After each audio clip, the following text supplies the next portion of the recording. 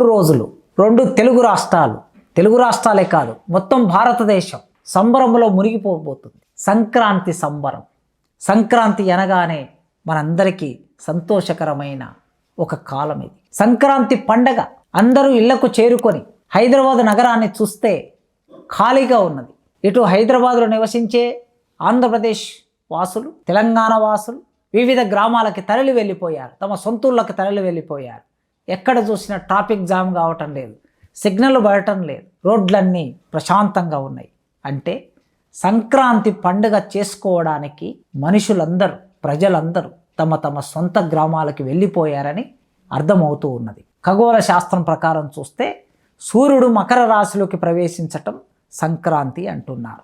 ఇది వేదకాలం నుంచి జరుగుతూ ఉన్నది. ఇవాళ కొత్తగా వచ్చిన పండుగ కాదు. సూర్యుని కదలికలను బట్టి మన భారతదేశంలో పండుగలు జరుపుకోవటం అనేది చాలా పండుగలు ఉన్నాయి. అది అందులో సంక్రాంతి ఒకటి. సంక్రాంతి అంటే పదంగా దాని అర్థం ఏమిటి అని చూస్తే మంచి వెలుగు అని, కొత్త వెలుగు అని. అంటే కొత్త వెలుగును మనం దర్శించబోతున్నాం. సూర్యుడు కొత్తగా మనకు ప్రత్యక్షం కాబోతున్నాడు. ఇది పంటల పండుగ, ఇది వ్యవసాయ పండుగ, ఇది ఉత్పత్తి పండుగ, ఇది సామూహికంగా ప్రజలందరూ సంతోషంగా ఉండే పండుగ.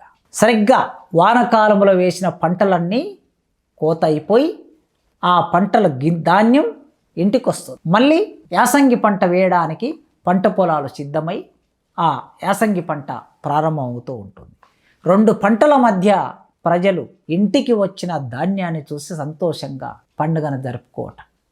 మా చిన్నప్పుడు తెలంగాణలో పాలమూరులో, ఇప్పుడు నాగర్ కర్నూలు జిల్లా ఈ ప్రాంతాల్లో ఉదయం 4 గంటలకి నిద్ర లేపి చలి పెడుతూ ఉంటే ఆ చలిలో వేడి నీళ్లు పోసుకొని స్నానం చేసే ఒక జ్ఞాపకం మీ అందరికీ ఉంటుంది. సంక్రాంతి భోగి పండుగ. వెంటనే మంట వేసి ఆ మంట దగ్గరికి వెళ్ళి మంట కాపుతూ ఉంటే చల్లబడిన శరీరం మళ్ళీ వేడెక్కుతున్న ఆ బాల్యపు జ్ఞాపకం మీ అందరికీ ఉండి ఉంటుంది. సంక్రాంతి ముగ్గులు వేయటం, ఇంటి ముందల రంగురంగుల ముగ్గులు వేయటం. డబ్బులున్న వాళ్ళు రంగురంగుల ముగ్గులు వేస్తారు, డబ్బులు లేని వాళ్ళు తెల్ల ముగ్గు వేసుకుంటారు. పేడతో గొబ్బెమ్మలను తయారు చేసి ఆ గొబ్బెమ్మల్లో రకరకాల ధాన్యం వేసి పిండి పూలు అందులో పెట్టి దానికి కుంకుమ బొట్లు పెట్టి పసుపు బొట్లు పెట్టి అందంగా వేసిన ముగ్గుల మధ్యన గొబ్బెమ్మలను పెట్టే ఒక దృశ్యం వాకిళ్ళన్నీ అందంగా ప్రత్యక్షమవుతూ ఉంటాయి. మధ్యలో గంగిరెద్దులు అతను వస్తాడు, రకరకాల పాటలు పాడే వాళ్ళు వస్తూ ఉంటారు. వ్యవసాయ సంబంధ పండగ కనుక ఎద్దులని, పశువులని అలంకరించటం, వాటికి స్నానం చేయించటం, వాటి మెడలో రంగురంగుల పువ్వులతో దండలు వేయటం, గంటలు కట్టటం, బొట్లు పెట్టటం, వాటి పాదాలకి రంగురంగుల అలంకరణ చేయటం, ఎద్దుల బండ్లని అలంకరించి ఆ ఎద్దుల బండ్ల మీద కూర్చొని అలంకరించిన ఎద్దుల బండ్లతో కలిసి ఊరవతల ఉన్న దేవుని దగ్గరికి వెళ్ళి దేవుని దర్శించుకొని రావటం. ఇదంతా చూస్తాం మనం సంక్రాంతి పండుగ.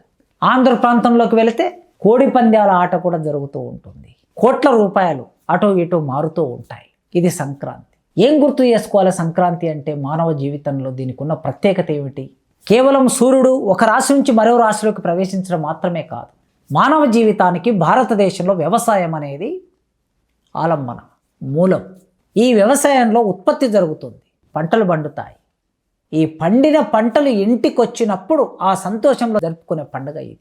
దేశవ్యాప్తంగా జరుపుకుంటారు. అయితే ఈ దేశంలో రైతులందరూ సంతోషంగా జరుపుకునే పండుగ. ఎప్పుడైనా సరే ప్రతి మనిషి జీవితంలో సంతోషం ఉన్నప్పుడు అదే పండుగ అవుతుంది నిజానికి. కానీ మనుషులు కొందరు దుఃఖంతో ఉన్నప్పుడు ఇతరులు కొందరు మాత్రమే పండుగ జరుపుకునే పరిస్థితి, అది సంతోషకరమైంది కాదు. అందుకే రైతు గురించి కేంద్రంగా ఈ పండుగను జరుపుకోవాలి. రైతు కంట్లో కన్నీరు లేని రోజు కోసం మనం అందరం చూడాలి. పండుగ అంటే కొత్త వెలుగునిచ్చే పండుగ. రైతు జీవితంలో కొత్త వెలుగునిచ్చే సంక్రాంతి కావాలని కోరుకుందాం. అయితే అందరూ కుటుంబ సభ్యులు, బంధువులు ఒక దగ్గర చేరుతారు, కలుసుకుంటారు. ఏం చేస్తారు? కలబోసుకోండి జ్ఞాపకాలను, బాల్యపు జ్ఞాపకాలను కలబోసుకోండి. ఆటలు ఆడండి, బొడ్డెమ్మ వేయండి, కోలాటం వేయండి, ఎద్దులను అలంకరించండి, బండ్లను అలంకరించండి, మీకు ఇష్టమైన దేవుణ్ణి పూజించుకోండి. ఇవన్నీ చేయండి. కానీ మద్యం మాత్రం సేవించకండి. పండగ పూటని మద్యం మాత్రం సేవించకండి. డబ్బులు వృధా ఖర్చు చేయకండి. కోడి పందాల పేరు మీద మీ డబ్బుల్ని వృధా పోగొట్టుకోకండి. మీరు కష్టపడి సంవత్సరమంతా కష్టపడి సంపాదించిన ఆ డబ్బును, జీతం చేసి సంపాదించిన డబ్బును వృధాగా ఎవడి చేతుల్లో ఎందుకు పెడతారు? అందుకే పండుగంటే అందరికీ సంతోషకరమైన రోజే, కానీ పండుగంటే విషాదం కూడా జీవితంలోకి తెచ్చుకునే పరిస్థితి రాకూడదు. అలాంటి సంతోషకరమైన పండుగని మీరందరూ జరుపుకోవాలని, మీ గ్రామాలకు తరలి వెళ్ళిన వాళ్ళు క్షేమంగా మళ్ళీ మీరు పనిచేసే చోటికి తిరిగి చేరుకోవాలి. వచ్చేటప్పుడు జాగ్రత్తగా చూసుకొని, అతివేగం మానవ జీవితాలను హరించి వేస్తూ ఉంది. విజయవాడ నుంచి, నెల్లూరు నుంచి, విశాఖపట్నం నుంచి హైవేల మీద హైదరాబాద్కు వచ్చేవాళ్ళు, కరీంనగర్ నుంచి, వరంగల్ నుంచి, కర్నూలు నుంచి, మహబూబ్నగర్ నుంచి, నిజామాబాద్ నుంచి, ఆదిలాబాద్ నుంచి హైదరాబాద్కు వచ్చేవాళ్ళు ఈ హైవేల మీద జాగ్రత్తగా రాండి. జీవితం చాలా విలువైంది.